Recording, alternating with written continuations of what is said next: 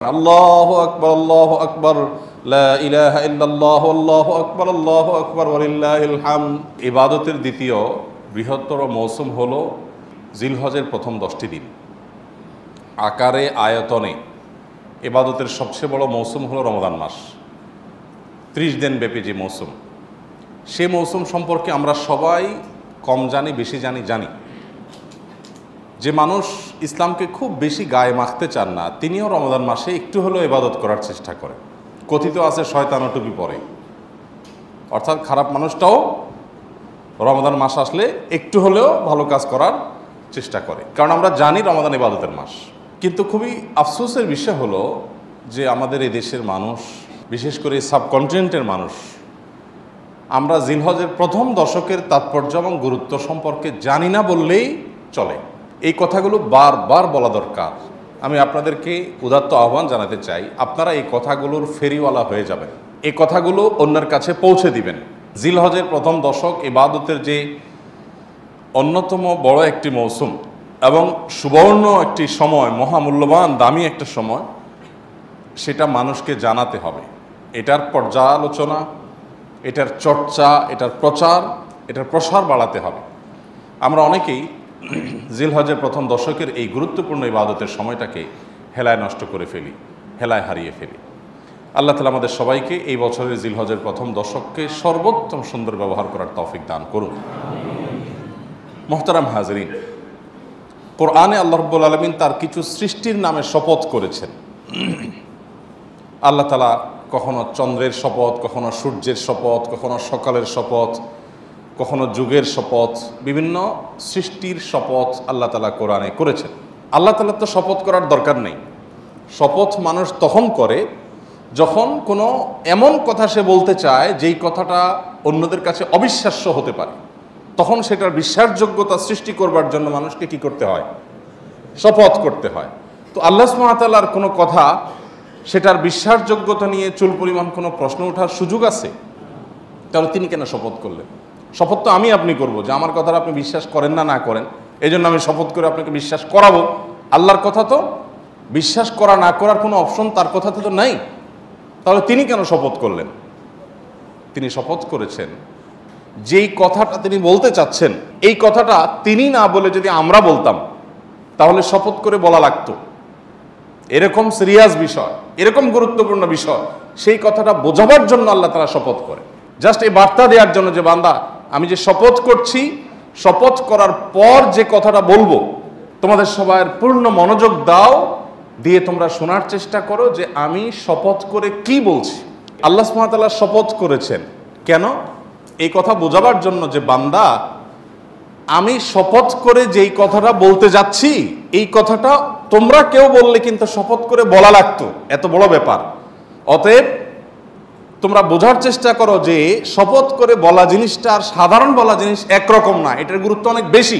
এই গুরুত্ব বোঝাবার জন্য আল্লাহ শপথ করেন, বিশ্বাসযোগ্যতা সৃষ্টি করবার জন্য আল্লাহ তাআলা শপথ করেন না, কারণ আল্লাহ তাআলা বিশ্বাসযোগ্যতা সৃষ্টি করার দরকার নাই। এখন আল্লাহ তাআলা যে সৃষ্টিগুলোর নামে শপথ করেন, সেটার বৈশিষ্ট্যটা কি, সেটার তাৎপর্যটা কি? সেটার তাৎপর্য হলো, আল্লাহ কোনো সৃষ্টির নামে শপথ করার মানে হলো এই সৃষ্টিটা মহৎ, বিশাল, এটা অনেক বড়, এটা বোঝান আল্লাহ তাআলা। যেমন আল্লাহ রাব্বুল আলামিন ফজরের শপথ করেছেন, ওয়াল ফজর, এবং ফজরের শপথ, তার মানে অন্য নামাজের চাইতে এই নামাজের আলাদা তাৎপর্য আছে, এই জন্য আল্লাহ এটার নামে শপথ করেছেন। আল্লাহ সুবহানাহু ওয়া তাআলা শপথ করেছেন ওয়াস-সুবহ, সকালের শপথ, ভোরের শপথ, প্রভাতের শপথ। এর মানে অন্য সব সময়ের চাইতে এই প্রভাতের সময়টার একটা আলাদা তাৎপর্য আল্লাহর কাছে আছে। তো আল্লাহ তাআলা এরকম একটা শপথ করেছেন, ওয়াল ফাজরি ওয়া লায়ালিন আশর, ফজরের শপথ এবং 10টি রাতের শপথ। সূরা ফজর আয়াত নম্বর 2। এখানে আল্লাহ রাব্বুল আলামিন 10টি রাতের শপথ যে করেছেন, এটা কোন রাত? আমরা তো ফজিলতপূর্ণ রাত হিসাবে রমজানের শেষ দশকের রাতগুলোকে জানি, তাই না? ওইগুলো ছাড়াও আল্লাহ রাব্বুল আলামিন এই আয়াতে যে শপথ করেছেন, সেটা কিন্তু সেই দশক নয়। এই আয়াতের তাফসীর সম্পর্কে গোটা পৃথিবীতে আল্লাহর কালাম, আল্লাহর নবীর পরে সবচেয়ে বেশি বুঝছেন কে? আল্লাহ নবী সাল্লাল্লাহু আলাইহি সাল্লামের পরে কোরআনের ব্যাখ্যা সবচেয়ে ভালো বুঝতেন কে? আব্দুল্লাহ ইবনে আব্বাস রাদিয়াল্লাহু তাআলা আনহু। কেন ভালো বুঝতেন? কারণ নবী করিম সাল্লাল্লাহু আলাইহি সাল্লাম নিজে তার জন্য দোয়া করছেন, আল্লাহুম্মা আল্লিমহুল কিতাব আল্লিমহুত তাওয়িল, আল্লাহ এই ছেলেটাকে আপনি কোরআনের ব্যাখ্যার জ্ঞান দিয়ে দেন। আল্লাহ এমন দাওয়া দিয়েছেন যে ওনার ব্যাখ্যা ছাড়া কোরআন বোঝা এটা খুব টাফ।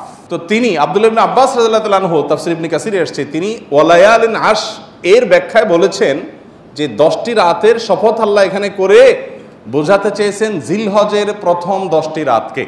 সেটা শুরু হচ্ছে সামনের এই সোমবার কিংবা মঙ্গলবার থেকে। এই 10টি রাতের শপথ আল্লাহ রাব্বুল আলামিন করেছেন। তাহলে আমরা কি বার্তা পেলাম? যে এই 10টি রাতের তাৎপর্য আল্লাহর কাছে এত বেশি যে আল্লাহর হাজার হাজার লক্ষ লক্ষ সৃষ্টির মধ্যে এই 10টি রাতের নামে শপথ করার মানে হলো এটা অন্য যে কোনো সৃষ্টি বা যে কোনো সময়ের চাইতে অনেক বেশি গুরুত্বপূর্ণ। তাহলে একটা মর্যাদা আমরা বুঝতে পারলাম। আমরা কি সেই মর্যাদাটা দেই রমজানের এই জিলহজের প্রথম 10 দিনকে? জিলহজের প্রথম 10 দিন আসলে আমরা সাধারণত এটাকে 2টা কাজের সময় বা মৌসুম মনে করি। এক কোরবানি, আরেকটা হলো হজ।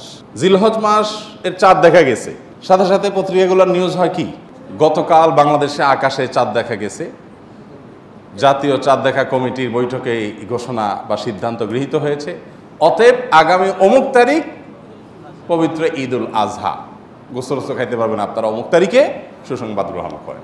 এ হলো নিউজের সামারি, তাই না? অথচ নিউজ হওয়া দরকার ছিল কি, জিলহজের চাঁদ দেখা গেছে গতকাল, এর মধ্য দিয়ে মুসলমানদের জন্য ইবাদতের একটা মৌসুম শুরু হলো। বহুবিধ আমল করে মুসলমানরা এই দশককে উদযাপন করেন, পালন করেন এবং এই দশককে অর্থবহ করে তোলার চেষ্টা করেন। এ হলো আমাদের সমাজের বাস্তবতা, উঠে আসবে, তাই না? এখন জিলহজের চাঁদ উঠলে আমাদের মাথায় আসে, আমাদের স্মৃতিতে আসে গরুর ছবি আর ছাগলের ছবি, ঠিক না? ঠিক বলেন। কোরআনের পাতা, তসবির দানা, জায়নামাজ, দোয়া, চোখের পানি, এই স্মৃতিগুলো কি আমাদের মাথায় ভাসে? তার মানে কি আমরা সঠিক জায়গায় আছি? জিলহজের প্রথম দশকের চাঁদ ওঠার সঙ্গে সঙ্গে আমার স্মৃতিতে যা ভাসা উচিত তা কি ভাসছে? ভাসছে যেটা, সেটা ঠিক আছে, কিন্তু শুধু সেটা ভাষাটা ভুল। জিলহজের প্রথম দশকের চাঁদ ওঠা মানেই হলো দাঁতে কচমচ করা গোশত খাবো। কেন গোশত খাবেন? ভালো কথা, গোশত খাওয়ার আগে কাজ করেন, কাজ না করে খাবেন কোত্থেকে? আল্লাহ, কখনো কখনো আল্লাহর বান্দাদের থেকে আল্লাহ এমন এমন কথা বলায় নেন যেটা আসলে ইমান জায়গা নিয়ে। গত কয়েকদিন আগে আমার মা বেড়াতে আসছেন, উনি একটা কথা বললেন, সকাল নাস্তা করতে করতে 10টা-11টা বেজে গেছে। নাস্তা করার পর আবার একটু পরে জোর পরে দুপুরে খানা খাইতে বসলাম আমরা। তো আম্মা হঠাৎ করে বললেন যে, বাবা নাস্তা খাওয়ার পর থেকে দুপুরে খাইতে বসলাম, একটু আগে নাস্তা খেলাম, এখন আবার ভাত খাইতে বসলাম, এর মধ্যে কি এমন কাজ করছি যে আমি আবার ভাত খাওয়ার উপযুক্ত হয়েছি? নাস্তা খাইছি কেন? শরীরে এনার্জি তৈরি করছি, এই জন্যই তো। এই এনার্জি দিয়ে আল্লাহর কে ইবাদত করছি যে আল্লাহর আরেকটা নামে তখন খাইতে বসছি? কোন মুখে? আগের যেটা খেয়েছি সেটার একটা হক তো আদায় করবো, কিছু ভালো কাজ তো করবো, তারপরে না আবার এনার্জির জন্য আমি খাওয়া দাওয়া করব। আগেরটা করছি, করে এখন আবারটা খেতে বসছি, মাঝখানে আমার অ্যাচিভমেন্টটা কি, অর্জনটা কি? আমি চিন্তা করলাম যে কত বড় কথা। অথচ এটাই বাস্তবতা যে আমি কোরবানির গোশত খাবো, দাঁত কসমস করছি, ভালো কথা, তার জন্য আমি কি অ্যাচিভমেন্ট করেছি, আমার অর্জনটা কি? যে আমি আল্লাহর দেওয়া নেয়ামত, আল্লাহ তো কোরবানির গোশতটা আমাদেরকে খেতে দিয়েছেন, এটা হলো হাদিয়া, এটা হলো আল্লাহর তরফ থেকে আমাদের জন্য কি, কিভাবে হাদিয়া? দুনিয়াতে এমন কোনো দান আছে যে দানকারী নিজে আবার খায়? আছে কোনো দান? আপনি মসজিদে টাকা দিছেন, এখন এই টাকার মালিক কে? কে মালিক? না মসজিদ কমিটি? মসজিদ কমিটি মালিক? তো মালিক হলে তো মসজিদ কমিটি বাড়িতে নিয়ে যেতে পারতো। মালিক কে? আল্লাহ। আমরা মসজিদে টাকা দেওয়ার মানে হলো আল্লাহ আপনাকে খুশি করার জন্য দিলাম, আপনাকে তো ডাইরেক্ট দেওয়ার সুযোগ নাই, আপনার ঘরে আমি দিলাম, এটা আপনাকে দিলাম, বিনিময়ে আবার আপনার কাছ থেকে নেব, তাহলে আল্লাহর সাথে গিভ এন্ড টেক হচ্ছে, তাই না? মসজিদ কমিটি শুধুমাত্র সেটার আল্লাহর প্রতিনিধি হিসাবে সেটা ইউটিলাইজ করেন, কিন্তু মালিক কে? এই জন্য কোনো লোক যদি মসজিদে দান করে, মাদ্রাসায় দান করে, কোনো গরিবকে দান করে আবার দানের কোনো ধাপ দেখায়, তাহলে তার দান আল্লাহ গ্রহণ করেন না। কেন গ্রহণ করেন না? কারণ তুমি তো আমাকে দাও নাই, তুমি সেখানে দিয়ে ভাব ধরেছো যে এটা তো আমার দান, আমার দেওয়া, এবং সেটার ফিডব্যাক তুমি আশা করছো, তাহলে আমার কাছে তুমি আর আশা করতে পারো না। আমার জন্য দিয়ে থাকলে শুধু আমার কাছে আশা করবা, আর কারো কাছে কিছু আশা করবা না। তো আল্লাহ রাব্বুল আলামিনের দান, আল্লাহর জন্য দেওয়া, যত অপশন আছে আপনি দেখেন, আপনি একটা গরিবকে কিছু টাকা দিলেন, দেওয়ার পর আবার সেটা আপনি ফেরত নিতে পারেন? এটা তার হয়ে যায়। মসজিদে দিয়ে দিয়েছেন, মসজিদের হয়ে গেছে। মাদ্রাসা দিয়ে দিয়েছেন, মাদ্রাসার হয়ে গেছে। যত দান আছে দেওয়ার পরে সেটা নেওয়ার সুযোগ আছে। একটা দান শুধু আছে, একটা দান, সেটা হলো কোরবানি।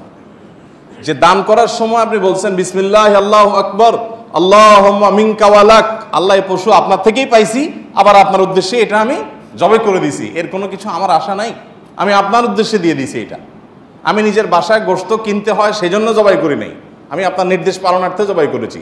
তাহলে এই গোশতগুলো মূলত আমাদের কাছে আর ফিরে আসার কথা? এটা তো সব আল্লাহর পক্ষ থেকে গরিবদেরকে দান করার কথা, তাই না? কিন্তু না, আল্লাহ কোরআনে বলছেন ফাকুলু মিনহা, কোরবানির গোশত থেকে তোমরাও খাও, তোমরাও খাও। আর ওয়াতআমুল কানিআ ওয়াল মু'তার, যাদের আছে আত্মীয় স্বজন তাদেরকেও দাও, প্রতিবেশীদেরকেও দাও, আবার অভাবী মানুষদেরকেও দাও। তার কি দাঁড়ালো?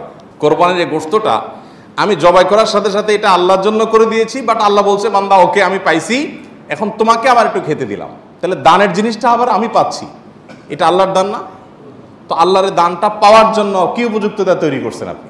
আমাদের এই প্রশ্ন বিবেকে জাগা উচিত যে আমি কি উপযুক্ত তৈরি করেছি। এই জিলহজের প্রথম 10টি দিন ইবাদত বন্দিগি করার মাধ্যমে আল্লাহর সেই উপঢৌকন পাওয়ার উপযুক্ততা আমার মধ্যে তৈরি হবে। আমি শুধুমাত্র পানি সেচার সময় নয়, মাছ ধরার সময় হাজির হয়ে গেলাম, 10 দিন ইবাদত বন্দিগির খবর নাই, ঈদের সময় দাঁত কসকস করে গোশত খাইতে বসে গেলাম, এটা তো হতে পারে না। দেখেন, ইসলামের সৌন্দর্যের একটা দিক হলো এটি যে আপনি রমাদান জুড়ে ইবাদত করবেন, সারা রমাদান জুড়ে পরিশ্রম করবেন, এরপর আল্লাহ তাআলা বলবেন বান্দা জান্নাতের আনন্দ তো পরে, নগদ তোমাকে একটা ঈদ দিলাম, আনন্দ করো। বলেন ঈদের আনন্দের যে নির্মলতা, ঈদের আনন্দের যে আপনার অনুভূতি, এই অনুভবটা অন্য কোনো আনন্দে পাওয়া যায়? পাওয়া যায়। মানুষ ঈদের বিকল্প দাঁড় করানোর জন্য বহু চেষ্টা করে, অমুক দিবস তমুক দিবস, হান তান, কিন্তু কোনোটাতেই আসলে ঈদের জায়গাটা কখনো পূরণ করা যায় না, সম্ভব না। আল্লাহ তাআলা নিজে বান্দাকে অলৌকিক এক আনন্দ দেন, লৌকিক কোনো আনন্দ না। এখানে এই আনন্দটা ভেতর থেকে আসে, গরিব ধনী সবার মধ্যে আসে। তো এটা যে দিচ্ছেন আল্লাহ তাআলা, তার জন্য আগে একটা ইবাদতের মৌসুম রেখেছেন। রমাদানের 30 দিনের মৌসুম, আর এই ঈদুল আজহাতে 10 দিনের মৌসুম। এই পুরো সময় ইবাদত বন্দী করবেন, এরপর আপনি ঈদ উদযাপন করার জন্য নিজেকে উপযুক্ত হিসাবে আশা করতে পারেন। আল্লাহ আমাদেরকে তৌফিক দান করুন। নবী করিম সাল্লাল্লাহু আলাইহি সাল্লাম বলেছেন মা মিন আইয়ামিন আল্লাহ আমালুস সালিহু ফীহিন্না আহাব্বু ইলাল্লাহ মিন হাযিহিল আইয়াম। জিলহজের এই 10টা দিনের ইবাদত করলে আল্লাহ তাআলার কাছে এটা যত প্রিয় হয়, অন্য কোন সময় ইবাদতে আল্লাহ তাআলার কাছে এত প্রিয় না। অনেক উলামা ইকরামের ব্যাখ্যা বলেছেন যে রমজানের শেষ দশক তো অনেক বেশি মর্যাদাবান, তো বলেছেন যে রমজানের শেষ দশকের রাতগুলো মর্যাদাবান, আর এ দশকের দিনগুলো বেশি মর্যাদাবান, আর অল ওভার রাত দিন দুইটারই মর্যাদা আছে এই মৌসুমের কারণে। আচ্ছা, এখন আল্লাহর কাছে এই দশকের ইবাদত অন্য দশকের বা অন্য যে কোনো সময়ের ইবাদতের সাথে বেশি গুরুত্বপূর্ণ। আল্লাহ বেশি খুশি হন এই সময় ইবাদত করলে বান্দা। সাহাবীরা জিজ্ঞাসা করলেন ওয়ালাল জিহাদু ফি সাবিলিল্লাহ, হে আল্লাহ রাসূল, অন্য সময় কেউ আল্লাহর রাহে জিহাদ করলো, জিহাদ করলো মানে জীবন দান করার জন্য প্রস্তুতি নিল, সে ওইটা আল্লাহকে সমর্পণ করে দিল গোটা জীবনটাই, তার মর্যাদাও কি এই সময় ইবাদতের চাইতে বেশি না? তখন নবী সাল্লাল্লাহু আলাইহি ওয়াসাল্লাম বললেন না, ওয়ালাল জিহাদু ফি সাবিলিল্লাহ, অন্য সময় জিহাদ করলেও এই সময় ইবাদতের সমান হয় না। তবে যদি অন্য সময় কেউ জিহাদে যে তার জীবন তার সম্পদ যা নিয়ে গেছে সব বিলীন করে উৎসর্গ করে দেয় আল্লাহকে খুশি করার জন্য, তার মর্যাদা সবকিছুর ঊর্ধ্বে, সেই মুজাহিদের কথা ভিন্ন। বাকি সাধারণ জিহাদের চাইতেও এই দশকের ইবাদতের মর্যাদা আল্লাহর কাছে অনেক বেশি। ভাইরা আমার, আমি খুব আকুতি করি সব জায়গায় সব সময় যে এই দশকের ইবাদত আমরা সাবকন্টিনেন্টের মানুষ আমরা জানি না। আমাদের মানুষকে জানাতে হবে, জানাবার জন্য কিছু কাজ করতে হবে। সাহাবীদের কেউ কেউ এই দশক শুরু হলে এই দশকের 10টা স্পেশাল আমল আছে, এই আমলগুলো করবার জন্য কেউ কেউ বাজারে চলে যেতেন, উদ্দেশ্য অন্যদেরকে জানানো। তো সেই দশকের আমলগুলো আমরা করবো তো ইনশাআল্লাহ। আমি সংক্ষেপে বলছি আমলগুলো কি কি। নাম্বার 1, আল্লাহকে বেশি বেশি স্মরণ করা, জিকির করা। আল্লাহ সুবহানাহু ওয়া তাআলা কোরআনে কারীমে বলেছেন উযকুরুল্লাহ ফি আইয়ামিন মা'দুদাত, নির্দিষ্ট দিনগুলোতে তোমরা আল্লাহর জিকির করো, বেশি বেশি স্মরণ করো, আল্লাহর স্মরণটা বেশি বেশি হবে। এখন স্মার্টফোন এটার এঙ্গেজমেন্ট আমাদেরকে আল্লাহর স্মরণ তো পরের কথা, দুনিয়ার অন্য কোনো কিছু স্মরণ করতে দেয় না। এজন্য এটা নিয়ন্ত্রণ করা ছাড়া মানুষ কখনো মুত্তাকি হওয়ার কোনো সুযোগ নাই। নেক্সট সূরাতে শয়তান আসে যে আমি তো ওয়াজ শুনি মোবাইলে, নেক্সট সূরাতে শয়তান আসে আমি তো কোরআন তেলাওয়াত শুনি, আরে ভাই ওয়াজ শুনেন আর কোরআন তেলাওয়াত শুনেন, প্রত্যেকটা জিনিসে একটা লিমিটেশন আছে। ফরজ নামাজ চলে যাচ্ছে, আপনি মোবাইলে কোরআন তেলাওয়াত শুনতেছেন, সব হবে না গুনাহ হবে? আপনি ওয়াজ শোনার নাম দিয়া আজে বাজে জিনিসও দেখছেন, চান্সে এসে যাচ্ছে চোখের সামনে, ক্লিক করে দেখে ফেলছেন, তাহলে আপনার জন্য এই মোবাইল টিপাই জায়েজ নাই, কারণ আপনি নিয়ন্ত্রণ করতে পারেন না। ভাইরা আমার, এই দশকে আল্লাহর স্মরণ যেন হয়, সেজন্য অন্য সময়ের মতো বিশেষভাবে স্মার্টফোনের নিয়ন্ত্রণ খুব বেশি জরুরি, খুব বেশি জরুরি। আল্লাহ আমাদেরকে তৌফিক দান করুন। আল্লাহর স্মরণ কিভাবে করবেন? যত প্রকার জিকির আছে সেগুলো করবেন, কোরআন তেলাওয়াত, সকাল সন্ধ্যার জিকির, উঠতে বসতে জিকির, দোয়া, সেগুলো পড়বেন বেশি বেশি। আর স্পেশালি বিশেষভাবে একাকী বসে চিন্তা করবেন, আল্লাহ তাআলা আমাকে সৃষ্টি করেছেন, কত মানুষ আছে যা আমার মতো নেয়ামত পান নাই। আল্লাহ তাআলা আমাদেরকে কত নেয়ামত দিয়ে রেখেছেন। সেদিন এক ভদ্রলোকের একটা প্রশিক্ষণে অংশগ্রহণ করেছে, উনি প্রশিক্ষণ দিতে গিয়ে একটা কথা বললেন যে ভাই, আমাদের সাথে শিম্পাঞ্জির মিল 99.9 কত পার্সেন্ট যেন উনি বললেন, অর্থাৎ 100-র কাছাকাছি, সামান্য একটু বেশ কম হওয়ার কারণে ও শিম্পাঞ্জি হয়েছে, আমি মানুষ হয়েছি। আল্লাহ তাআলা সৃষ্টি করছেন যে সব কিছুতে প্রায় কাছাকাছি, একটু পার্থক্য, এই জন্য আমি মানুষ হয়েছি, আর সো ওইটা হয়েছে। এই যে পার্থক্যটুকু, এই সামান্য পার্থক্যটুকু যদি একটু হেরফের হয়ে যায়, মানে 0.1% বা তারও অর্ধেকও যদি হেরফের হয়, তখন একটা মানুষ বিকলাঙ্গ হয়ে, প্রতিবন্ধী হয়ে জন্ম নেয়। সবই ঠিক আছে, শুধু ওইটুকু একটু বেশ কম। আল্লাহ তাআলা কত পারফেকশন এনেছেন আমার মধ্যে, কত পারফেক্ট আমাকে বানিয়েছেন। আল্লাহর নেয়ামত নিয়ে চিন্তা ভাবনা করে, এটা আল্লাহর স্মরণের অংশ। সেদিন এক ডক্টরের কাছে গেলাম, প্রফেসর, সিনিয়র মানুষ, তিনি দীর্ঘ সময় আমাকে বোঝাতে লাগলেন বিভিন্ন বিষয়, আল্লাহ কিভাবে আমাদেরকে সৃষ্টি করেছেন। আমি তো সায়েন্সের ছাত্র না, মুগ্ধ হয়ে গেলাম শুনে, সুবহানাল্লাহ, কিভাবে সম্ভব? আমরা যে খাবার গ্রহণ করি সেগুলো কতগুলো ধাপে মল হয়ে, মূত্র হয়ে আমাদের শরীর থেকে বের হয়, তার আগের ধাপগুলো কি, কিভাবে এগুলো আল্লাহ রাব্বুল আলামিন এইভাবে সেট করলেন। এটা এইভাবে কাকতালীয়ভাবে হতে পারে না কোনো পরিকল্পনা ছাড়া। মলদার সম্পর্কে বললেন যে মলদার নিচে, এখানে আল্লাহ পিঠে দিয়ে দিতেন, বুকে দিয়ে দিতেন, তাহলে আপনি কিভাবে আপনার শরীরের আবর্জনাগুলো বের করতেন? কত কঠিন হতো। পারফেক্ট জায়গা আল্লাহ সেট করেছেন। আবার সেটাকে এমনভাবে আল্লাহ তাআলা তৈরি করেছেন যে মলমূত্র এমনিতে বের হয়ে যায় না, ওইটা বন্ধ থাকে। আবার যাতে বের হওয়া সহজ হয়, তার জন্য পানি যতটুকু প্রয়োজন মলের সাথে ততটুকু দেওয়া হয়, আঠালো পদার্থ তৈরি হওয়ার ব্যবস্থা করা হয়, না হলে এটা ছিঁড়ে যাবে, ফেটে যাবে। মানে কত কিছু যে আছে।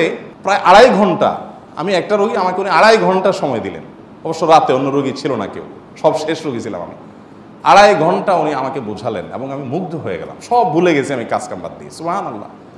বললেন যে ভাই, আল্লাহ তাআলা কি নেয়ামত আপনার ভিতর দিয়ে রাখছে, আপনি এটা বুঝেন তো আপনার কপাল সিজদায় অবনত এমনিতেই হয়ে যাবে।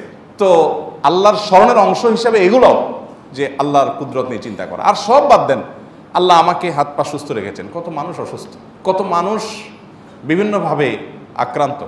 গত শুক্রবারের আগের শুক্রবার এই মসজিদে আশেপাশের বোধহয় হাউজিংয়ে থাকেন কোন এক ভাই, এসে আমাকে চোখের পানি মুছতে মুছতে বললেন, ভাই 6,000 টাকা আছে আপনার মসজিদ কমপ্লেক্সের জন্য, সরি 8,000 টাকা আছে, এটা টাকাগুলো নেন। তো আমি নিয়ে আমাদের সহকারীকে দিলাম। বদলোক বললেন যে আমার একটা ছেলে ছিল, সে ব্যাংকে বোধহয় টাকা জমাইছে বা কেউ দিছে, সেখান থেকে সে বলছে এটা আমি মসজিদ কমপ্লেক্সে দেবো ওনাদের। তো ও 7,000 টাকার সাথে আমি 1,000 যোগ করলাম, এটা আপনি নেন।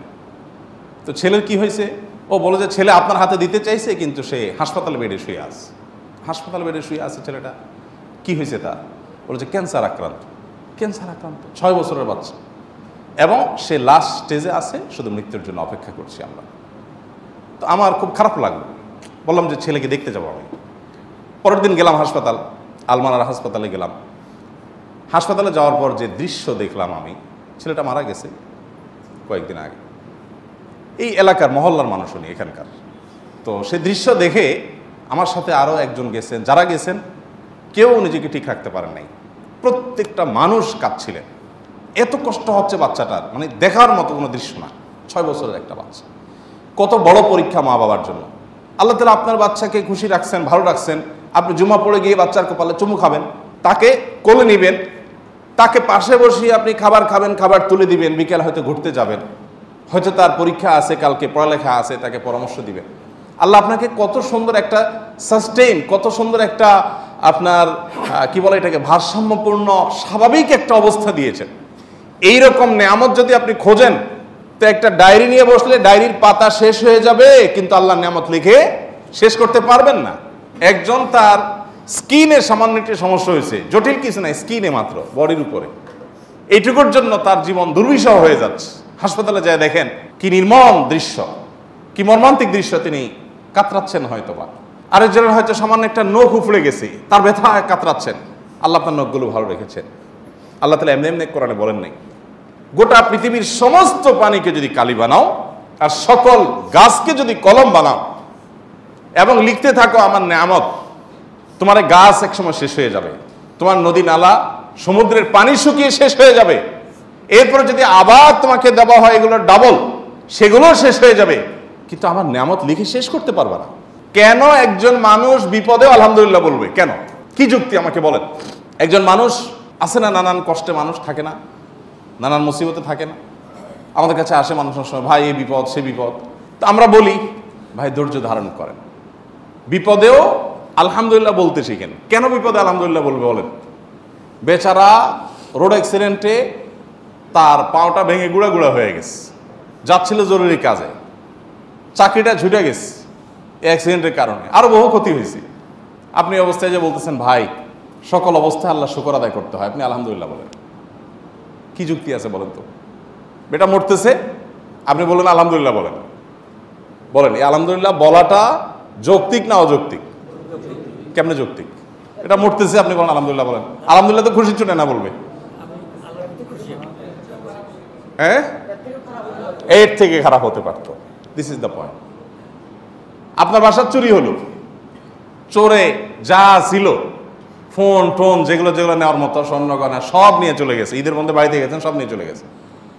আপনি যখন দেখলেন সব চোরে নিয়ে গেছে, আপনি বললেন আলহামদুলিল্লাহ। এখন বাহ্যিকভাবে মনে হচ্ছে যে পাগল নাকি রে, সব চোরে নিয়ে গেছে, সে বলে আল্লাহ শুকর। খুশি হয়েছেন আপনি? এই আল্লাহ শুকরের যৌক্তিকতাটা কোথায় বলেন তো? যৌক্তিকতা হলো চোরে অনেক কিছু নিয়ে গেছে, ঠিক আছে, ফ্যানটা খুলতে পারেনি আলহামদুলিল্লাহ।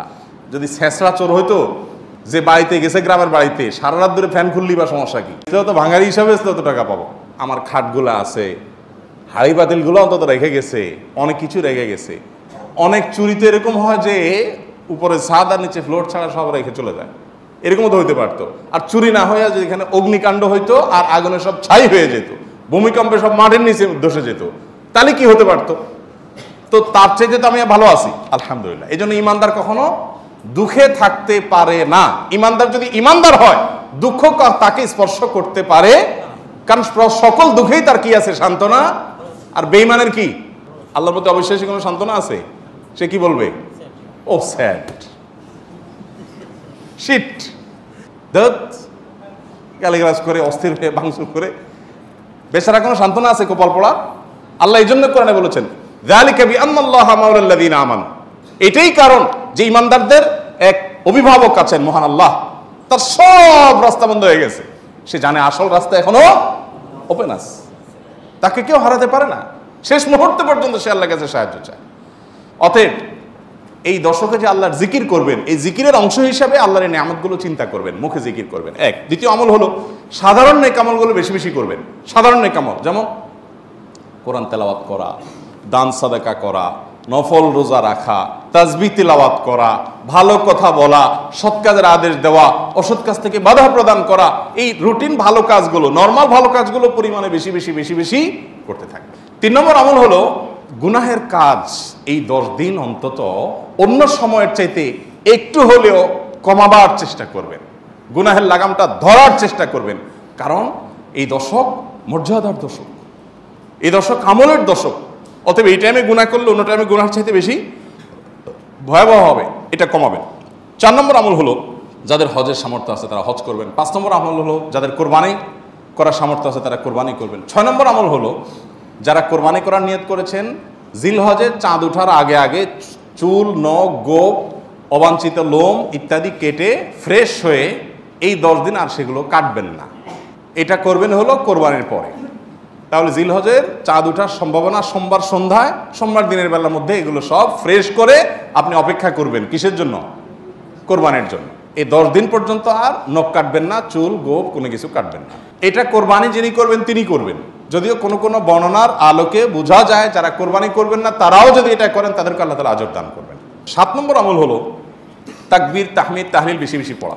ফাকফিরু ফিহিন্না মিনাত তাকবীরি ওয়াত তাহমিদি ওয়াত তাহলিল, নবী সাল্লাল্লাহু আলাইহি সাল্লাম বলেছেন এই দশক যখন শুরু হবে তখন তোমরা বেশি বেশি তাকবীর বলবে, মানে আল্লাহু আকবার বলবে, বেশি বেশি তাহলিল বলবে, বেশি বেশি তাহমিদ বলবে, লা ইলাহা ইল্লাল্লাহ বলবে, আলহামদুলিল্লাহ বলবে। এই জন্য এই 10 দিন পুরো সময় জুড়ে এটা করবেন। ওই যে বলছিলাম শুরুতে সাহাবীর কথা, একজন সাহাবী এই দশক শুরু হলে বাজারে যেতেন, শুধু কি জন্য? এই আমলটা করার জন্য। বাজারে যেয়ে সবাই বাজারে কেনাকাটায় ব্যস্ত, উনি যে উচ্চস্বরে বলতেন আল্লাহু আকবার, আল্লাহু আকবার, লা ইলাহা ইল্লাল্লাহ, আল্লাহু আকবার, আল্লাহু আকবার, ওয়ালিল্লাহিল হামদ। এর উনি বাজারে গিয়ে বলতেন। উদ্দেশ্য কি? অন্যদের যত স্মরণ। এখন আপনি ভূমিপল্লীতে কয়েকটা দোকান আছে অথবা চিটাগাঙ্গে বাজার আছে, আপনি বাজারে যায়া সবাই কেনাকাটায় খুব সিরিয়াস মুডে আছে, আপনি যাই যদি সেখানে জোরে জোরে বলেন আল্লাহু আকবার, আল্লাহু আকবার, লা ইলাহা ইল্লাল্লাহ, আল্লাহু আকবার, আল্লাহু আকবার, ওয়ালিল্লাহিল হামদ, কি হবে দৃশ্যটা বলেন তো? এটা আপনি যদি বলেন সবার মধ্যে, অনেক লোক বাজারে মাঝবাজারে জমজমাট, আপনি যা জোরে জোরে এটা বললেন, কি করবে সবাই? সবাই থাকায় বলবে ব্যাপার কি, সমস্যা আছে নি, কোনো অসুস্থতা আছে কিনা বেচারা, এটা না বলবে। ওই যে সবাই যে অসুস্থ, সবার যে ইমানের রোগ, তাকওয়ার রোগ, এই জন্য সুস্থ মানুষকে কি মনে হয়? অসুস্থ মনে হয়, কারণ এটা তো দেখতে অভ্যস্ত না সে। আমি এই জন্য বলি ভাই, এই সুন্নতটা ওই সাহাবীর সুন্নতটা জিন্দার নিয়তে একটু দোকানে যায়, যা সবাই চা খাচ্ছে একটু একটু চিৎকার করে বলার দরকার, একটু জোরে বলেন যাতে তারা শুনে। যদি দেখেন যে তারা অন্যভাবে তাকাচ্ছে, বুঝতেছে না, পিঠে হাত দিয়ে সুন্দর করে একটা মুচকি হাসি দিয়ে বলেন ভাই এই দর্শকে বেশি বেশি তাকবীর পড়তে হয়, তো এই জন্য আমি একটু জোরে বললাম যাতে আপনার স্মরণ হয়। দেখবেন সেখান থেকে অনেকের বিবেক খুলে গেছে, উনি পড়বে ইনশাআল্লাহ। চেষ্টা করা যাবে তো ইনশাআল্লাহ। তাহলে তাকবীর তাহমিদ তাহলিল জোরে পড়বেন। আমি প্রতি বছর আপনাদেরকে এই কথা শুনাই, এবছরও বলি। সেটা হলো মিডল ইস্টের বিভিন্ন দেশে দেখা যায়, বিশেষ করে সৌদি আরবে, সামাজিক সৌন্দর্য। বিভিন্ন গলিতে যখন ঢুকবেন জিলহজের এই 10 দিন, আপনি দেখবেন তাদের গেইটের ওখানে ছোট্ট একটা ওই যে ব্লুটুথ ডিভাইস লাগানো আছে, এখানে সারাক্ষণ তাকবীর সুমধুর কণ্ঠে চলছে, আল্লাহু আকবার, আল্লাহু আকবার, লা ইলাহা ইল্লাল্লাহ, আল্লাহু আকবার, আল্লাহু আকবার, লিল্লাহিল হামদ। অথবা অন্য তাকবীর চলছে, আল্লাহু আকবার কাবীরা ওয়ালহামদুলিল্লাহি কাসীরা ওয়া সুবহানাল্লাহি ওয়া বিহামদিহি বুকরাতাও ওয়া আসীলা। সব জায়গা, দোকানে যাবেন, মার্কেটে যাবেন, এখন আস্তে আস্তে সৌদি আরব থেকে এগুলো হারিয়ে যাচ্ছে, দুঃখজনক, কিন্তু ছিল এগুলো। এবং এখনও অনেক জায়গা আছে যে দোকানদার ওই মৃদু কণ্ঠে এটা চালায় রাখছেন। আর আমাদের ঈদুল আজহা আসছে, এখন জাগানাকা গানের চোটে আপনি হাঁটতে পারবেন না কোথাও। গরুর বাজার, ছাগলের হাট, গান চলে। এখানে আমি যখন ভূমিপল্লী ছিলাম, এইখানে যে বাজার হয়, আমি যাই থামাইছি 2 দিন, যাই সেখানে কমিটির লোকদেরকে ধরলাম, ভাই ঈদুল আজহা একটা ধর্মীয় দিবস, কাজটা ধর্মীয়, আর সেখানে আপনি জাগানাকা গান লাগায়া গরু বেচতেছেন, ছাগল বেচতেছেন। আল্লাহ তো বিবেক দিছে অন্তত, এখানে অন্য কিছু লাগান, এটা কি রে ভাই? আর আপনার গানের অত্যাচারে আশপাশে মানুষ ঘুমাইতে পারে না, থাকতে পারে না, এ কি মানুষ? এ কোনো মনুষ্যত্ব তো থাকার কথা না।